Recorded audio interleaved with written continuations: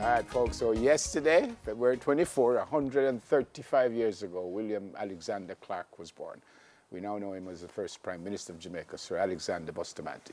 Senator Caban Gale, Order of Distinction, President of the Bustamante Industrial Trade Union, helps us to remember the national hero. Morning, sir. Welcome to Smile Jamaica. Morning to your listeners, too. Is that why you're in the union, because of Sir Alexander? Well, the union was my very first job and something that I liked, and I stayed. Very first job? Very first job. So you've been there how long? Since 1986. Yeah, why? Why? When I went in, I somehow was captivated by representing workers, and it just evolved. I would have learned from some of the leading trade unionists, the Hugh Shearers, the Lascelles Beckford, the Dwight Nelsons, the Roddy Spencer, so I just morphed into it naturally. How big was Sir Alex as a trade unionist? Well, he would have been regarded as the consummate trade unionist that would have developed what you would consider the modern trade union movement in Jamaica. He would have been the father of trade unionism in Jamaica. Which started out in 1938, actually. And he would have formed really the first trade union to be registered, Bustamante Industrial Trade Union. And it came out of what? For the folks who don't really understand the movement. Well, it came, well, you're talking about at a time coming out of World War II, when the whole Caribbean was under pressure. Workers in this country would have been getting very depressing wages, working long working hours from sunrise to sunset.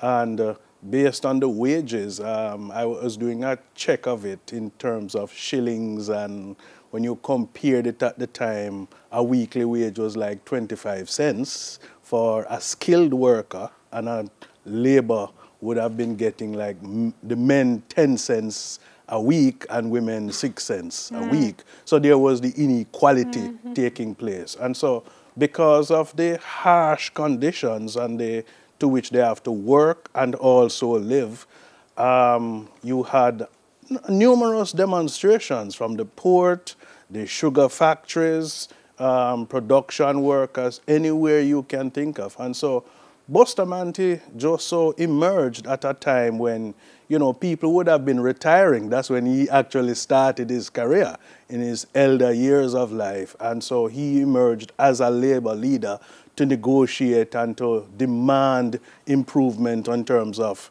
better wages and living conditions and working conditions for these workers. A man of means he was. Exceptionally a man of means. Yeah. The stories be told that he would have been a caring trade unionist, very committed, very loyal, wanting to see an improvement of the working conditions of many workers. And some of the things that Bustamante fought for are some of the things we take for granted today. Such as? There was no sick leave, no vacation leave, nothing. There was no talk about pension, workmen's compensation. So some of the important legislations is what Bustamante would have fought for and pushed for. In fact, the trade unions could never have operated then. Trade unions were operating illegally. And I believe in the latter part of the 50s was when there were improvements in the old Trade Union Act that was coming back from 1918, which recognized trade unions operating in a regulated fashion in Jamaica. Yeah, many Rastafarians have not forgiven him for what they call the Coral Gardens massacre back in 1963. Well, yes, and that is part of the history that would have affected a certain sector of society. I believe there would have been a pardon by our now Prime Minister extending that in Parliament. But that's part of the history that, you know, you will always remember that would have been viewed as being unfortunate. Unfortunate? Yes. That's how I put it. Yeah, because, I mean, I think that's one thing that some people cannot get past, and I've seen debates stirring about, you know, the kind of paradox that this would be a hero, but he, you know, would have not catered to this section of society. How do you Well, in every address those? in every country, Simone, when you have a leader at the time being prime minister, certain dictates would have been given to control certain masses. It's unfortunate that it took place. It's something that we will always remember, but the Rastafarian grouping is a very important sector of our society, and they have come a very far way. We will not forget our history, but we certainly have to move on and look at the other important factors of the history that Bustamante would have created in this country. Yeah, one more question from me with Choral Gods. You said the Prime Minister, I think he said he had 10 million to give the descendants of those who would have been hurt. Is enough? Has enough been done, you think? You will never find whatever amount that would have been extended is enough. What is important, it would lay some sort of a foundation.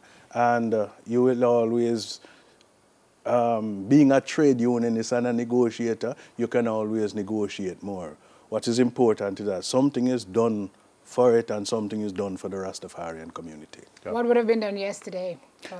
There was a floral tribute. There's an annual event at the National Hero Circle where tributes would have been laid at his shrine, and also at his birthplace in Blenheim, there would have been some activities taking place. Yeah. A couple of years ago, a story came out that they wanted to fix, for want of a better word, his birthplace.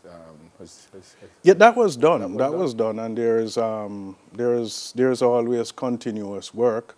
There's another area to which we came across at Up Park Camp.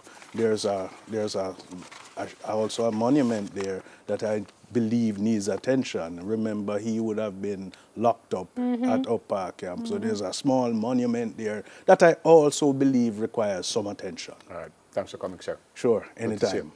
Senator Cavan Gale, Order of Distinction, President of the Bustamante Industrial Trade Union. Still to come, supporting organizations on the Jamaica Social Stock Exchange, but News in 5 is up next.